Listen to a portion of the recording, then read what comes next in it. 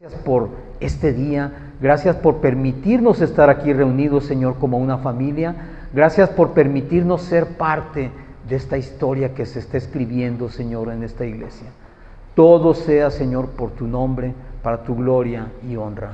Gracias también por la palabra que has dado el día de hoy, Señor, y que compartiremos.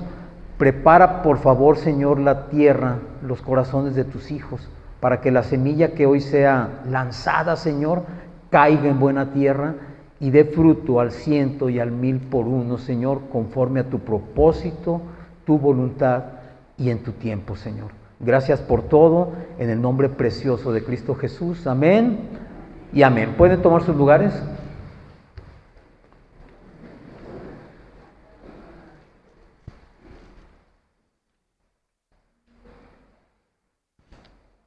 Muy bien. Vamos a comenzar el servicio de hoy y antes que nada quiero darles las gracias por estar aquí y les quiero dar las gracias de una manera especial porque en verdad hoy es un día muy especial. Hoy es un día donde nosotros nos hemos reunido sobre todo para conmemorar a nuestro Señor Jesucristo. Hoy es primer domingo del mes, también celebraremos la Santa Cena porque así está acostumbrado en esta congregación, que el primer domingo de cada mes celebramos la Santa Cena del Señor. Y también les quiero dar las gracias porque yo sé que todo esto que estamos viviendo el día de hoy, por supuesto, es por la voluntad de Dios, pero si ustedes no estuvieran aquí, no sería posible tampoco. Yo les he dicho muchas veces que este lugar, si fuese únicamente en lo físico, sería un local como cualquier local. Pero se transforma en un templo para adoración del Señor, porque ustedes, que son templo vivo del Espíritu Santo, cruzan por esta puerta. Y eso hace que este lugar sea levantado como templo del Señor. Amén. Muy bien. Pues obviamente el tema de hoy va relacionado con el aniversario y va relacionado también con lo que nosotros tenemos que hacer en un momento dado. Nosotros, hace algunos años el Señor nos habló, y nos habló muy fuerte, respecto a que nosotros teníamos que movernos de donde estábamos para levantar la casa del Señor.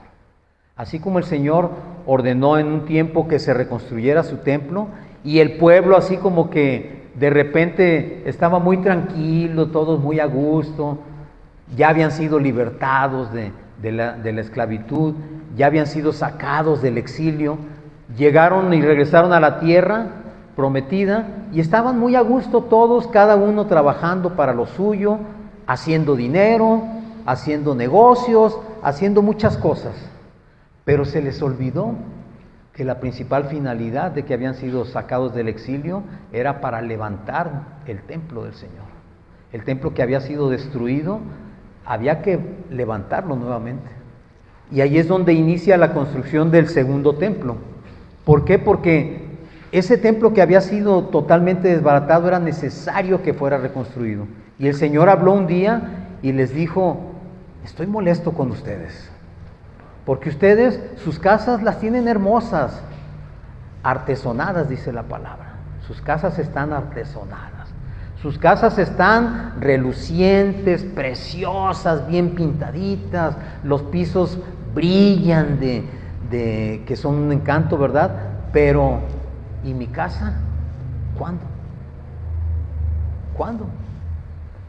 Y es entonces que nosotros entendimos que era necesario movernos para levantar el templo del Señor, para levantar la casa del Señor.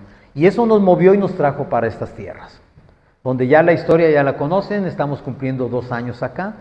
Pero lo más maravilloso de todo esto es que nosotros desde un principio entendimos que esta congregación no iba a ser una congregación como hay muchas por la ciudad y por el mundo, donde la gente quizás hace todo, pero se olvidan de lo principal. Se olvidan del que tiene que ser exaltado y adorado. Y ese que tiene que ser exaltado y adorado es nuestro Señor Jesucristo. Porque gracias a Él, tú y yo estamos aquí hoy. Gracias a Él, tú y yo podemos tener acceso a una salvación que hubiera sido de otra manera imposible. No hubiéramos podido nosotros jamás. Pero por cuanto Él fue a la cruz, Él recibió nuestro castigo y murió por todos nuestros pecados, tú y yo estamos aquí el día de hoy. Pero recordamos también que no solamente murió y padeció por nosotros, sino que resucitó al tercer día. Y gracias a esa resurrección, tú y yo tenemos esperanza para la vida eterna. Y eso, mi hermano, no importa dónde te congregues, no importa dónde te reúnas, no importa qué tan lejos o cerca esté la iglesia donde tú te reúnes, y esto lo digo también para las personas que nos ven por internet, lo importante es que tu corazón se dirija como templo de Dios al lugar donde te vas a congregar. Y que tu corazón vaya dispuesto a exaltar y a levantar el nombre de Jesucristo. Por eso les decía yo al principio, olvídense ya de todos los trajines de la semana. Eso ya sucedió. Y como dice la palabra, cada día trae su propio mal. Mañana empiezan otros, no se preocupen. No se preocupen, mañana empezamos otra vez la rutina y otra vez con las cargas y las necesidades. Pero el día de hoy, dispón tu corazón a alabar al Señor. Esa es la actitud que necesitamos nosotros para poder recibir la palabra y que el Espíritu Santo obre en nuestras vidas. Cuando tú consigues hacer eso, pues los trajines los tenemos todo mundo, todos trabajamos y todos tenemos necesidades, pero ese día a día se va volviendo un continuo caminar en el Señor y nos vamos dando cuenta que el Señor nunca nos está dejando solos. Muy bien, fíjense bien. El día de ayer yo estaba terminando de armar el tema de hoy y me llegó un mensaje de un pastor amigo. Te doy las gracias, Pastor José Luis, porque me llegó un mensaje acerca de Juan el Bautista. Y precisamente yo cuando estaba estudiando, estaba leyendo sobre el ministerio de Juan el Bautista. Y entonces, cuando yo leí eso, dije, wow. O sea, esto vino a reafirmar lo que yo estaba escribiendo, que el Señor me estaba hablando. Y te voy a decir por qué. Porque nosotros tenemos que entender, principalmente los que estamos aquí enfrente, tenemos que entender que si estamos aquí, no estamos para nuestra vanagloria, ni estamos para nuestro beneficio. Estamos preparando el camino para el Señor. Porque precisamente ese fue el trabajo de Juan el Bautista. Y nosotros podemos ver en Isaías 43, busquen en sus Biblias, por favor. Si no traes Biblia, ya tenemos aquí al frente un mueblecito donde puedes levantarte y tomar una sin ningún problema para que la uses y para que puedas encontrar los versículos.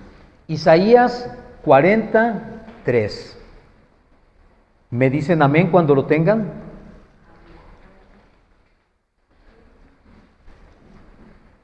Muy bien. Dice, bueno, vamos a leer desde el 2, aunque el versículo importante es el 3, el que vamos a tomar hoy. Isaías 40, desde el 2 dice, hablad al corazón de Jerusalén, decidle a voces que su tiempo es ya cumplido, que su pecado es perdonado, que doble ha recibido de la mano de Jehová por todos sus pecados. Voz que clama en el desierto, preparad camino a Jehová, enderezar calzada en la soledad a nuestro Dios. En ese tiempo el Señor estaba hablando con Isaías y le estaba, pues Isaías era profeta, ya lo sabemos, ¿verdad? Y le estaba diciendo que era el tiempo que él había designado. ¿Para qué? Para decirle al corazón de Jerusalén. Jerusalén representa la ciudad santa y la ciudad y donde todos nosotros estamos, ¿sí? Representa el corazón de nosotros. Y dice el Señor, es tiempo de que les digas ya, que ya sus pecados están perdonados, que ya estuvo bueno de que estén todos los días recordando una y otra vez lo que hicieron o lo que les hicieron. Ya es tiempo de que hagas a un lado todo eso y te quites de estar atorando tu camino pensando en las cosas que hiciste mal o las cosas que te hicieron daño o las cosas que te lastimaron o las cosas que te estorbaron. Incluso muchas veces te has sentido quizás deprimido por alguna situación especial. El Señor dice, hey, mi hermano, hijo mío, ya es tiempo de que dejes eso a un lado. Es tiempo de que abras tu corazón y escuches lo que te voy a decir. Tus pecados te han sido perdonados. Y no solamente eso, dice el Señor, que hemos recibido el doble por nuestros pecados. Qué tremendo es esto, ¿eh? ¿Qué padre, quién de nosotros le da a su hijo un premio doble después de haberse equivocado o haber hecho mal? Nadie, ¿verdad? ¿Qué les damos? Su castigo, ¿verdad? Y doble. Ese sí va doble. Pero el Señor dice, tú no te preocupes. Yo ya te he dado el doble. ¿Sí? Es decir, ¿necesitabas sentirte amado una vez? Hijo mío, 2 veces te he hecho sentir amado. Apláudele al Señor. Si vas a aplaudir, recuerda que ese aplauso, perdón, es para el Señor. Y entonces le da la orden a Isaías y le dice, endereza calzada para el Señor. ¿Qué quiere decir esto? Tú también, hijito mío Isaías, deja de estar ahí sentadito y muévete. Empieza a limpiar el camino porque yo llego. Porque yo estaré allí y es tu deber y es tu compromiso y es tu propósito que tú prepares ese camino. Y así sucedió. Así sucedió. Y entonces en el 4 dice, todo valle sea alzado, ahí mismo en el 44, y bájese todo monte y collado, y lo torcido se enderece y lo áspero se allane, y se manifestará la gloria de Jehová. ¿Qué quiere decir esto? Hemos cantado muchas veces una alabanza que dice, oh monte oh valle sea alzado, oh monte derribado. ¿Qué significa? Que si tú te crees que estás parado en un monte y que estás en una posición de privilegio, es momento en que te bajes del caballo, que te tumbes del caballo. Como dicen, bájale unas rayitas.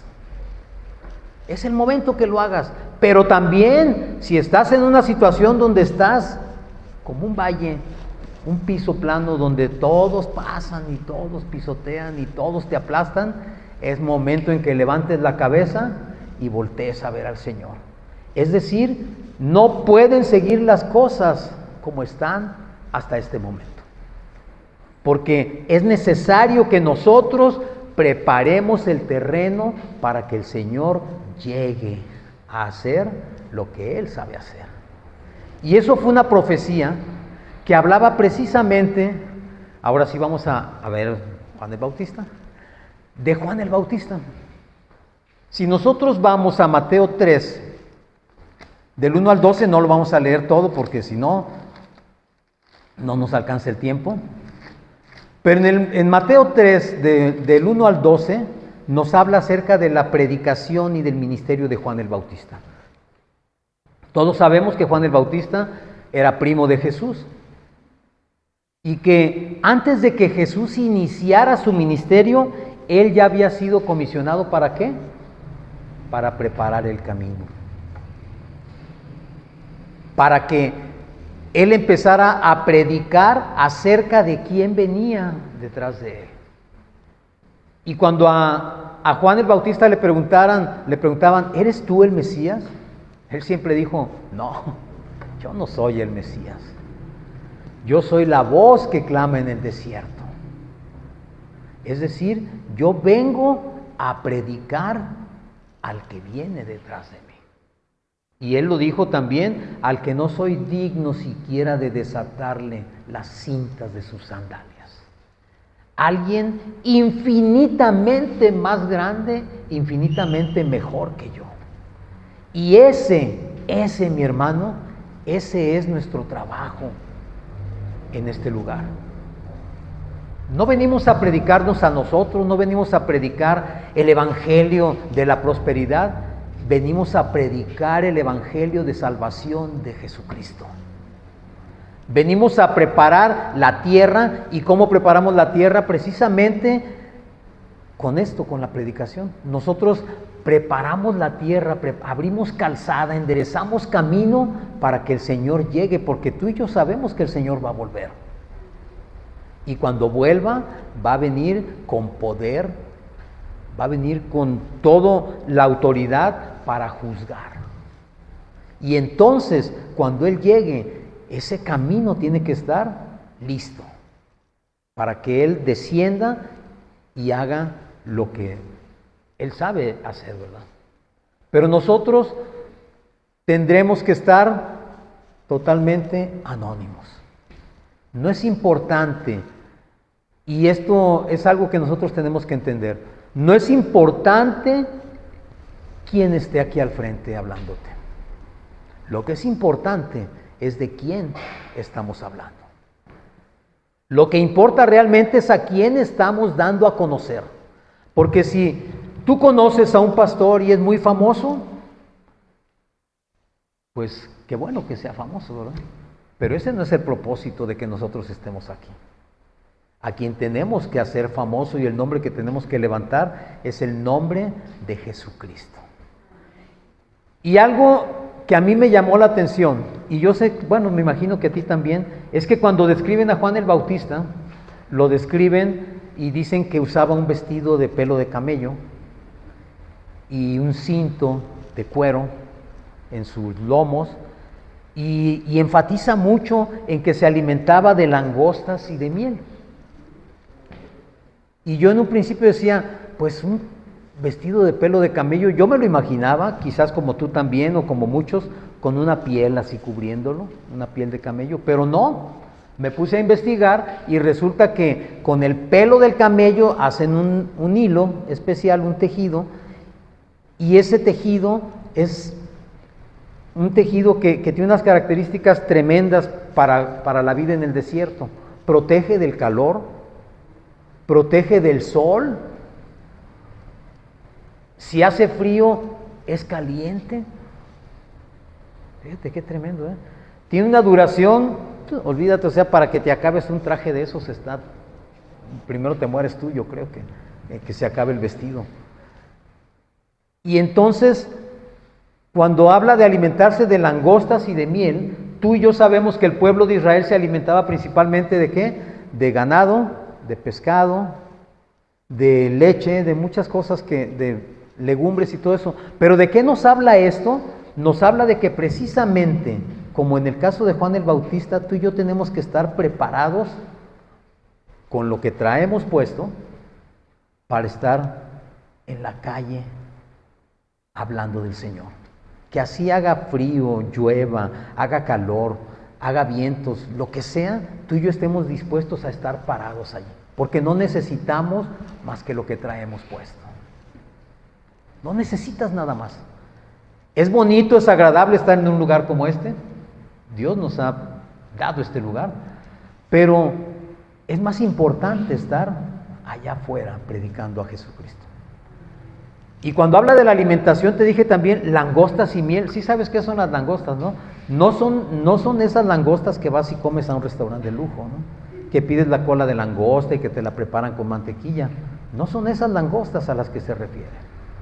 Son a las langostas que se acababan las cosechas, que son como chapulines así grandes, grandotes. Eso es lo que comía Juan el Bautista, y miel. Es decir, él, entre comillas, no trabajaba para conseguir alimento, no dependía de la cosecha, no dependía de lo que tenía guardado en sus graneros, no dependía de lo que cargaba con él. Él se iba alimentando de lo que iba encontrando en el camino. Y eso nos habla de una persona cuya dependencia total y absoluta está en Dios. Qué tremendo, ¿verdad? O sea, salir a predicar, salir a hablar del Señor y no importarte si no traes un peso en la bolsa. Estar totalmente dependiendo del Señor. Pero para llegar a ese punto se necesita tener una convicción muy, muy grande. Porque normalmente nosotros todo el tiempo estamos trabajando y bregando contra las circunstancias porque necesitamos pagar la renta mañana, porque hay que pagar colegiaturas, porque no hay nada en la despensa. No sé si a ti te sucedió, pero nosotros en el tiempo de la pandemia pudimos ver la mano de Dios. Iniciamos la pandemia, el encierro con 500 pesos en la bolsa, no tuvimos tiempo de ir a preparar despensa de nada y vivimos, ¿cuántos meses? ¿Sí? ¿Un mes? ¿Encerrados? ¿Un mes encerrados? ¿Y qué creen? Nunca se terminó lo que había en el refrigerador.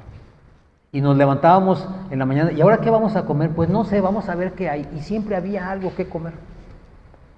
Y nunca tuvimos que comprar nada afuera. Y terminamos toda la pandemia y el refrigerador seguía lleno y nuestros 500 pesos en la bolsa todavía. Pero cuando tú aprendes a depender del Señor, no te preocupas por esas circunstancias. Tú no pones atención en eso porque de eso se encargará el Señor. Mi trabajo es estar en la brecha. Y ahí es donde tenemos que estar. Cuando tú aprendes esa dependencia, entonces puedes decir que tu patrón es el Señor. Y como Dios es el mejor patrón que puede existir en todo el universo, pues ¿qué crees? Nunca te va a faltar nada. Pero para eso se necesita creer, tener fe y saber que las cosas van a suceder como tú esperas que sucedan realmente. Cuando estaba leyendo yo todo esto, no sé si alguna vez, bueno, me imagino y espero que sí lo hayas hecho, si has leído los evangelios, ves que los fariseos le preguntan a Juan el Bautista, ¿eres tú Elías? ¿Sí has leído eso? Que le preguntan si él es Elías, y él les dice, no soy Elías, yo no soy Elías. Y yo decía también, ¿por qué le preguntarán eso si él es Elías, si es el profeta Elías? Y precisamente estudiando el libro de los Reyes, que se lo dejé de tarea a una de nuestras congregantes aquí, y que sí lo leyó, y espero que sí lo haya leído completo. Resulta que en el segundo libro de Reyes, capítulo 1, versículo 8, fíjense bien, vamos a ir ahí por favor. Segundo libro de Reyes,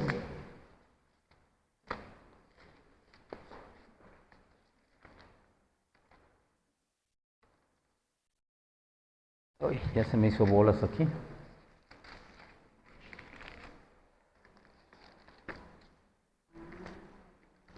Segundo libro de los Reyes, capítulo 1, versículo 8.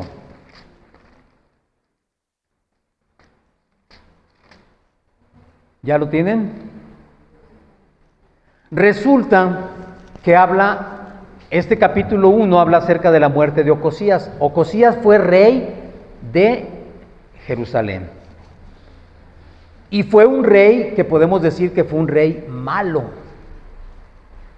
Y fíjense bien lo que dice en el versículo 8, capítulo 1, versículo 8, y dice, y ellos le respondieron, un varón que tenía vestido de pelo y ceñía sus lomos con un cinturón de cuero. Entonces él les dijo, es Elías Tisbita. Es decir, Elías se vestía igual que como se vestía Juan el Bautista. Por eso es que también a él le preguntaban, ¿acaso eres tú Elías? Sabemos que Elías no murió, ¿verdad? Elías fue llevado en carros de fuego al cielo. Entonces ellos pensaban que quizás él era Elías, que había regresado. Pero fíjense bien, me puse a leer hacia atrás porque lo acostumbro a hacerlo, yo no me quedo nada más con un versículo. Y entonces estaba leyendo este capítulo precisamente, y esto sucede porque A Elías le mandan llamar de parte del rey Ocosías, porque Ocosías tiene un accidente y está en su lecho, está muriendo.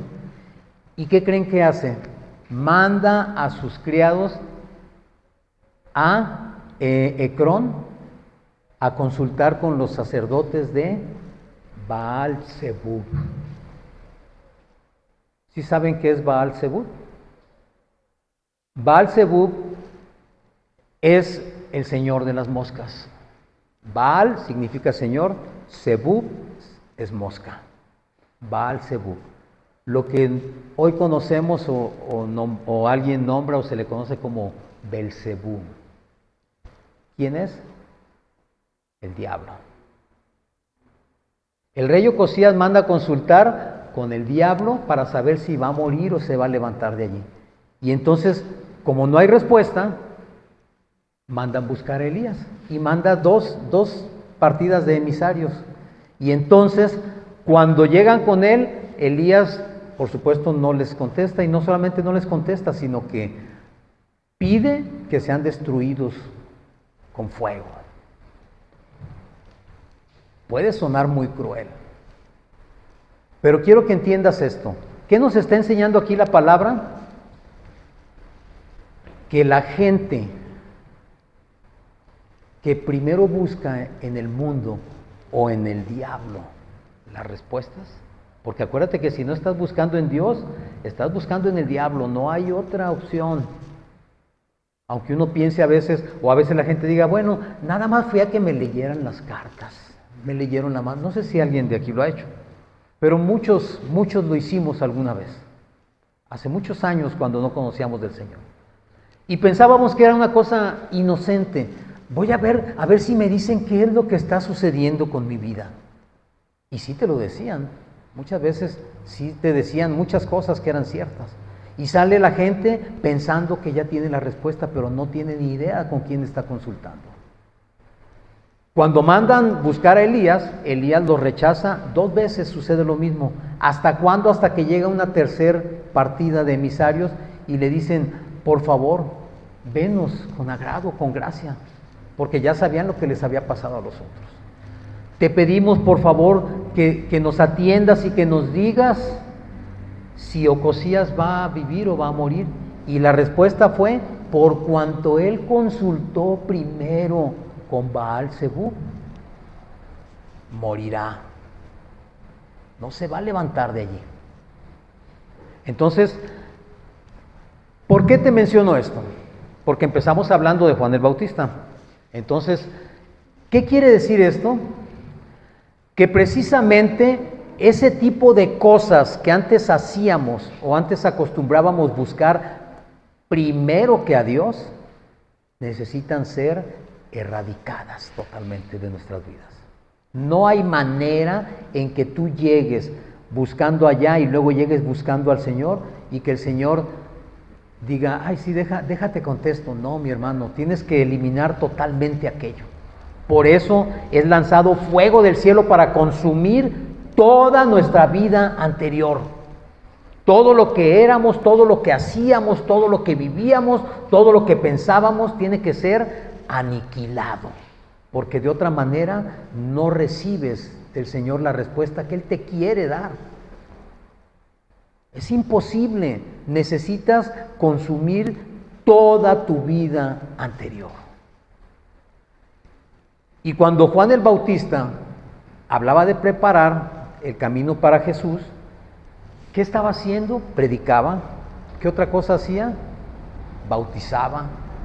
Bautizaba en agua, ¿para qué? Para perdón de pecados, para arrepentimiento. Y les decía, es necesario hacer obras de arrepentimiento. ¿Qué te quiero decir con todo esto? Que ciertamente, esto es lo que me llegó en el mensaje, esto te lo voy a compartir, no es mío, esto lo recibí en un mensaje. Hablaba allí de que Juan el Bautista nunca tuvo una iglesia. Juan el Bautista nunca fue famoso. Juan el Bautista nunca fue el protagonista. Juan el Bautista siempre caminó reconociendo que el que venía detrás de él y para quien él trabajaba y para quien él abría camino era infinitamente superior a él. No había punto de comparación. Y así tenemos que caminar tú y yo por este mundo, sabiendo y reconociendo que nosotros no representamos nada. Que si por algo, por alguna causa, somos competentes en algo, la competencia no viene de nosotros, la competencia viene del Señor. Lo que tú has aprendido, los dones que tienes, las habilidades que Dios ha puesto en tu persona, no son tuyas. Tú no hiciste nada para tenerlas. Ciertamente, si tú tienes habilidad para la música, pues tendrás quizás maestros que te dirijan, pero la habilidad la tienes tú. Nadie puede decir, yo quiero que mi hijo sea el mejor pianista del planeta, y lo meto a estudiar piano y es un fracaso, es un fiasco el muchacho. ¿Por qué? Porque no tiene el don ni la habilidad, porque esas dones y habilidades no se compran, no se adquieren, esos ya los traemos cada uno de nosotros. Y todos tenemos diferentes dones y diferentes habilidades. ¿Qué es lo que tenemos que hacer? Pues precisamente identificarlas y ponerlas al servicio del Señor. Para que si brillas, si llegas a brillar, no seas tú el que brille, sino sea el Señor quien sea exaltado por medio de esos dones y habilidades que tú tienes. Y este tipo de conducta, podemos decirlo así, nosotros la entendimos desde un principio. Sabíamos que no íbamos a ser los únicos en esta zona. Sabíamos que quizás nos íbamos a encontrar con mucha gente que ya era cristiana, como ha sucedido. Pero también nos íbamos a encontrar con gente que jamás había escuchado hablar del Señor. Y si lo había hecho, lo había ignorado. Pero parte de ese ministerio también fue y es que nosotros hablemos a esas personas. Y créanmelo, hay personas en las que hemos invertido más de 3 o 4 años y todavía no se deciden a buscar de Dios. Pero hay otras, no voy a decir nombres, pero es una hija muy querida de nosotros, a la que le hablamos una vez. ¿Y qué crees? Desde hace 4 o 5 años, ¿cuántos más? No sé, no más, ¿verdad? Más de 5 años, si no me equivoco, y sigue buscando del Señor. Porque no depende de nosotros. Nosotros únicamente tenemos que poner los labios y un corazón dispuesto y humilde delante del Señor. Que sea Él quien hable. No se trata de lucirse ni de tener la mejor retórica ni de ser el mejor predicador, porque eso no sirve para nada, créemelo mi hermano, no sirve para nada.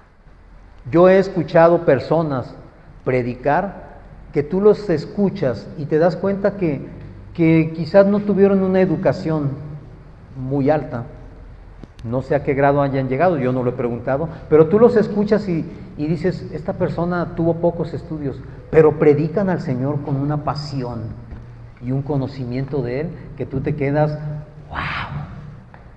wow. Yo sé que hay predicadores excelentes en las redes y por todo el mundo y en iglesias muy grandes, lo sé. Y me da gusto, qué bueno, gloria a Dios por sus vidas.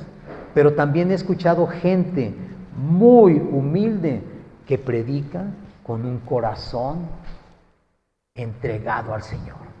Y es una predicación poderosa, poderosa.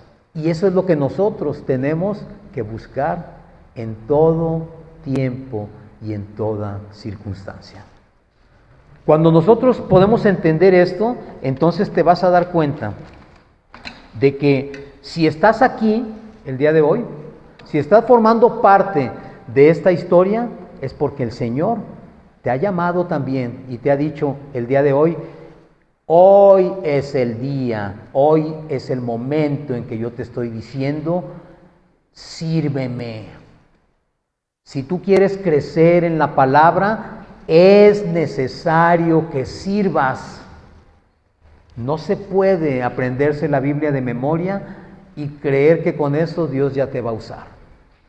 Dios usa más a alguien que sirve que a alguien que estudia mucho.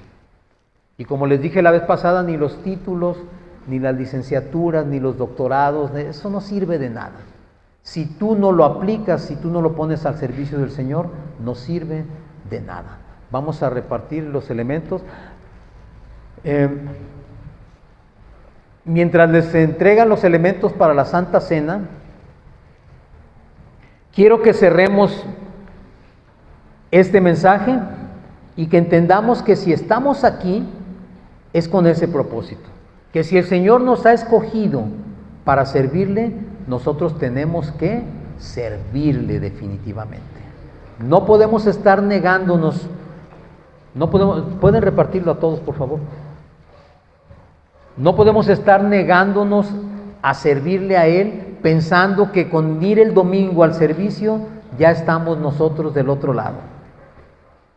No se trata de apariencia, se trata de que las cosas salgan de nuestro corazón y que sean para Él, que no haya ningún obstáculo, porque yo me doy cuenta cómo muchas veces nos cuesta trabajo ir a un lugar, pero cuando tú sabes que en ese lugar vas a encontrar lo que buscas, vas.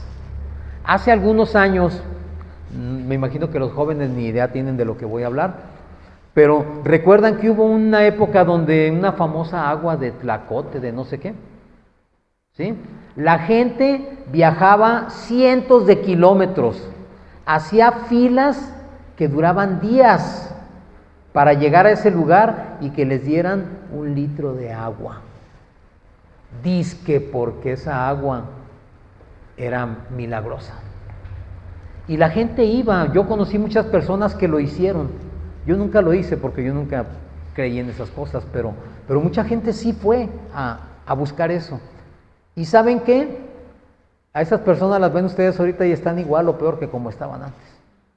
¿Por qué? Porque no se trataba de ir a buscar agua, un agua especial. Se trata de buscar el agua viva, la palabra de Dios, el pan de vida, que es Jesucristo.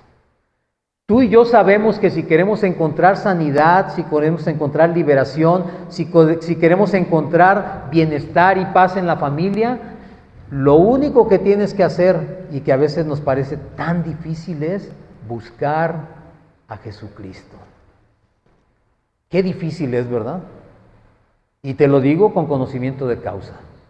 Es muy difícil. Yo tardé más de 50 años en buscarlo y en encontrarlo.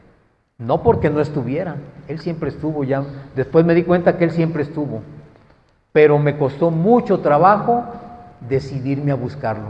Pero desde el primer día en que le conocí, yo me enamoré del Señor. Y yo quisiera poder transmitirte esa situación donde tu corazón se enamore de una vez por todas del Señor Jesucristo. Que de una vez por todas tú le digas: Señor, me rindo delante de ti. Haz conmigo lo que tú quieras hacer. ¿Ya tienen todos sus elementos? Bueno, vamos a hacer la Santa Cena. Déjenme nada más encontrar aquí el versículo. Estamos hablando de 1 Corintios 11:23. Ok. Si Juan el Bautista predicaba y bautizaba, era preparando el camino para el Señor. Pero después el Señor, cuando vino y estuvo en la tierra, nos enseñó también algo que debíamos hacer. Y eso es la celebración de la Santa Cena. Y entonces ya tienen todos sus elementos, vamos a tomar el pan. Y fíjense lo que dice aquí, dice: porque yo recibí del Señor lo que también os he enseñado, que el Señor Jesús, la noche que fue entregado, tomó pan, y habiendo dado gracias, lo partió y dijo: tomad y comed, esto es mi cuerpo que por ustedes es partido, hagan esto en memoria de mí. Señor, te damos gracias por este pan que hoy recibimos, este pan que ciertamente alimenta nuestro cuerpo, pero el pan de vida que es tu palabra alimenta nuestro espíritu, nuestro corazón, nuestra alma. Por eso hoy comemos este pan, como tú lo indicaste, Señor, en memoria tuya, sabiendo que cada vez que lo hacemos estamos recordando tu pasión, tu muerte, tu sacrificio por cada uno de nosotros. ¿Puedes comerlo?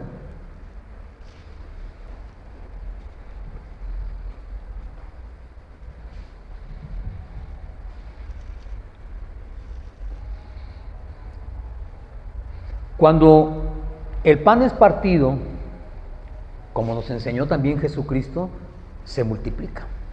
Cuando tú partes y compartes, siempre tienes más para dar. Y eso sucede también con la palabra. Cuando tú la comes, cuando tú la asimilas y después la compartes, tú te multiplicas, pero lo más importante de todo es que la palabra se multiplica y alcanza para todos. Y todos quedan saciados y no solamente eso, sobra para seguir repartiendo. Dice también la palabra que enseguida tomó la copa y después de haber cenado diciendo, esta copa es el nuevo pacto en mi sangre. Hagan esto todas las veces que la bebieren en memoria de mí. ¿Puedes beberla?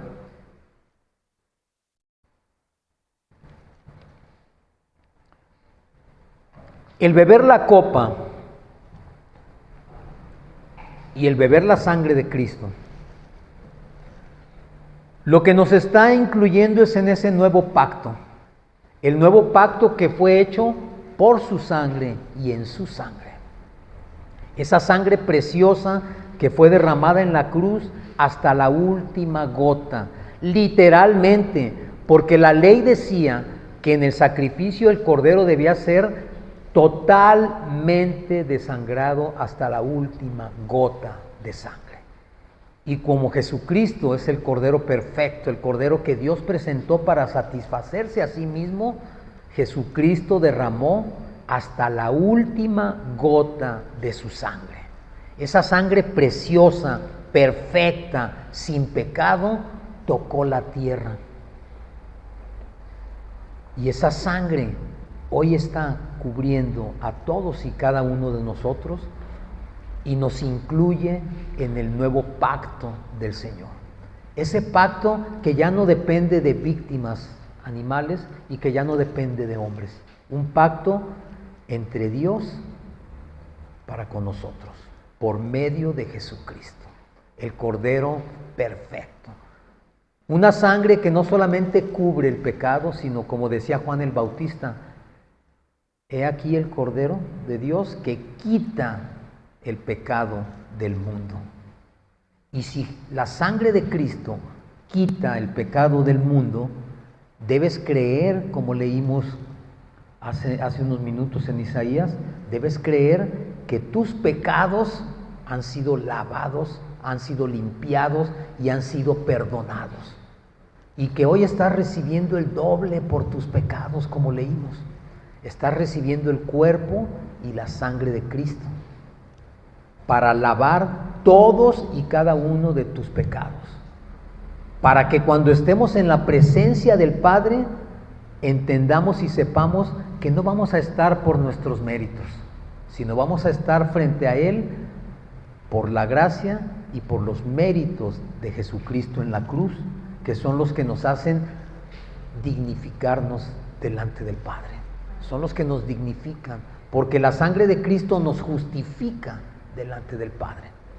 No es que seamos buenos, no es que seamos nosotros dignos de estar en su presencia, pero la sangre de Cristo nos cubre y nos da esa dignidad para cuando venga el momento, la segunda venida de nuestro Señor, nosotros podamos estar presentes delante de Él y poder tener acceso a la vida eterna.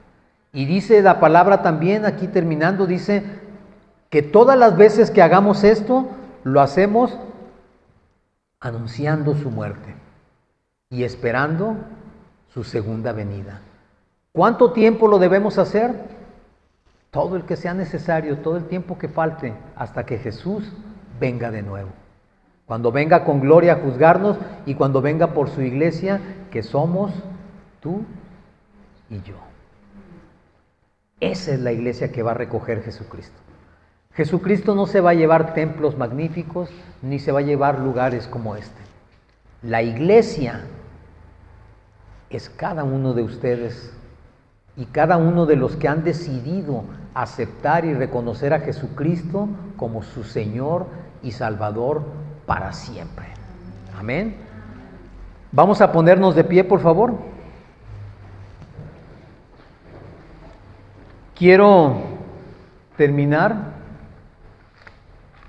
con una oración que bueno, yo espero que todos la conozcamos, y es la bendición sacerdotal. Dice en Números 6, desde el 22, dice: Jehová habló a Moisés diciendo: habla a Aarón y a sus hijos y diles: así bendecirás a los hijos de Israel, diciendo. Es decir, esta es una oración, una bendición directa del Señor como instrucción. Fue la instrucción al sumo sacerdote, que era Aarón, para diciéndole: cada vez que despidas a mi pueblo, los vas a bendecir de esta manera. Y si el Señor dice que así debemos recibir la bendición, así la vamos a recibir. Y dice así: Jehová te bendiga y te guarde. Jehová haga resplandecer su rostro sobre ti y tenga de ti misericordia. Jehová alce sobre ti su rostro y ponga en ti paz. Amén. Si el Señor te está diciendo en este momento que Él va a poner su rostro sobre ti, que tú vas a ver su resplandor, que tú vas a ser testigo de su gloria, créelo. Llévate esta bendición, porque es la bendición del Señor sobre tu vida. Nosotros, como te dije hace un momento, no somos sino instrumentos. Quien bendice, quien prospera, quien levanta, quien perdona, quien sana, quien santifica, quien justifica, es el Señor. Nuestra obligación es prestar únicamente nuestros labios para que tú escuches la palabra que Él tiene para ti el día de hoy. Vamos a despedirnos cantando una alabanza y vamos a, en esa alabanza,